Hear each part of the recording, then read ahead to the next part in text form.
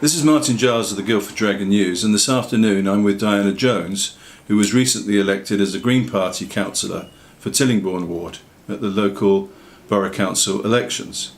Diana, welcome. Thank you.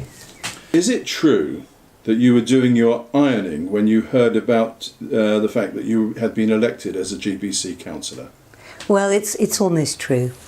I'd been to the Spectrum earlier that day to see the votes being counted, and we just got a new dog from the Celia Cross Centre, and she was busy tearing one of the soft cuddly toys apart, and just as the phone went I was trying to remove them from her. But so it was a domestic scene. Right, okay. And why, so had you expected to be elected?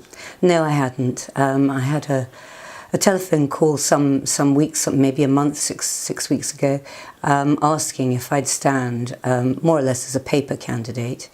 I agreed, but I was told that there was very little hope of being elected, and that if there were if there was anything available in the way of help, to give it to the other candidates in Waverley. So I went canvassing for Steve Williams. Okay. Who was successful. Right. So you didn't even canvass in your own ward? No, I talked to friends, and I'm quite known for my green views anyway. But no, it was a big surprise and a big vote for the Green. I mean, from my own point of view, I see it as a huge opportunity and I'm very excited by it. But it certainly isn't what I was expecting. So what do you think your election shows, in fact? I think it shows that the tide is turning, and that whereas the Green Party used to be seen as a fringe party, it's now coming very much more to the centre. Okay, thank you. So let's go back a bit then. So what was it that triggered your application to join the Green Party? Well, I joined quite a few years ago, and I mean, it was just the fact that I'd voted Tory and Labour at various times, and none of them were taking the environment as seriously as I would have liked it taken. Was there a particular event that made you think, actually, we need to be more environmentally conscious and therefore I should join the Green Party? No, it's just crept over me as time went on. It just seemed more and more sensible. And the politics of the right and left seemed more and more old-fashioned. Right. You know, the old-style economy. Yes. I think what I would really like to be happening is that, I mean, I don't for a minute say that the economy isn't important and jobs are hugely important, but better to have an economy that takes into account the damage we do to the environment, and to have jobs that help the environment rather than hinder. Okay, and so when was it actually that you joined the Green Party? Oh, I haven't even counted. Probably 3 or 4 years ago. Okay, and coming now to Guildford Borough, what are the big environmental challenges that face us as a borough, do you think? Well, just the local plan is, I mean, I'm new to all this, and so I'm just beginning to make my way through the local plan. It worried me that much greenbelt land was being taken away. My feeling is that you should start with brownfield sites. Guildford, apparently, according to Guildford Vision, has something like 3,500 available units, or it's possible that can be arranged. And I would start there.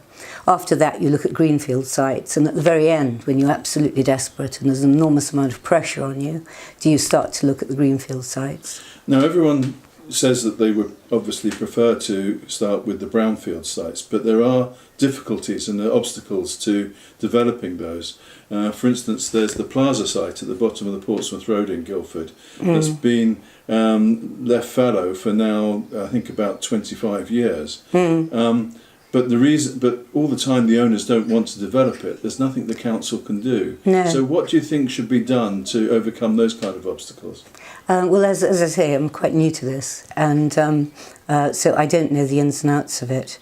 I don't know if compulsory purchase is possible. I just don't know is the answer. Okay, but that's something you will be examining? Yes, it's anything like that would be of huge interest. Okay, and if there was just one thing you could do to improve things environmentally or along the Green Party policy lines, what would it be?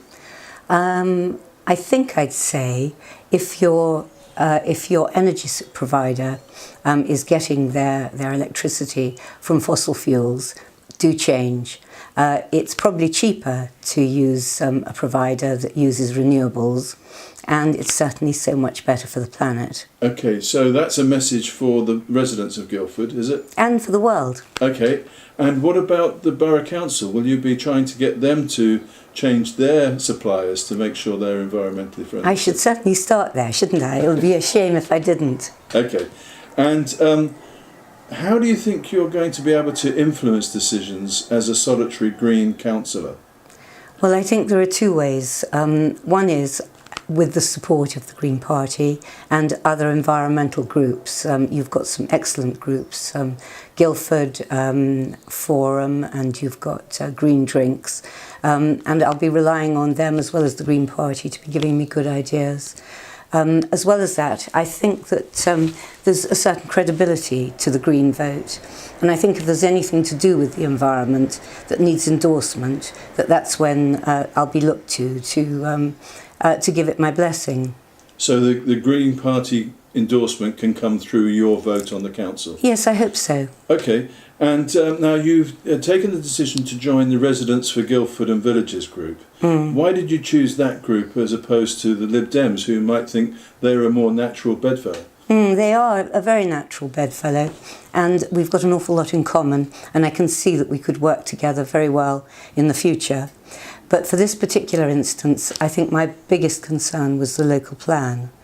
They were more accepting of the local plan than the villages groups, and I felt I was more aligned with villages groups for that reason. Okay, now the arguments for the local plan is that people need homes. Yes. And we have a list of people that need homes here in Guildford of between 2,000 and 3,000. So are you saying that those homes should be provided on sites that aren't greenbelt? I'm saying that yes, I can understand we need the houses. I mean, we're actually pushed by the government as well, aren't we? We've got to provide 10,000 houses. I think one of the things that worried me was that we were taking enough out of the green belt for 14,000 houses. I didn't think that was really the right way forward. I mean, perhaps I'm going to be proved wrong in time, but I just felt that the residents of Guildford are going to have to live with the consequences of the decisions made now, and it really shouldn't be rushed. The fact that the plan was rushed through just before the elections gave me no comfort at all, and I think I feel quite strongly that I'd like to look at it further. So you would support a judicial review of that process? I certainly would. Okay. Now, finally, David Attenborough has said that part of the fundamental problem we've got with the environmental challenges is that there are simply too many human beings on this planet. What would you say to that? I think I'd say that every environmental problem that we've got isn't made any better by additional human beings. There are two ways of looking at it.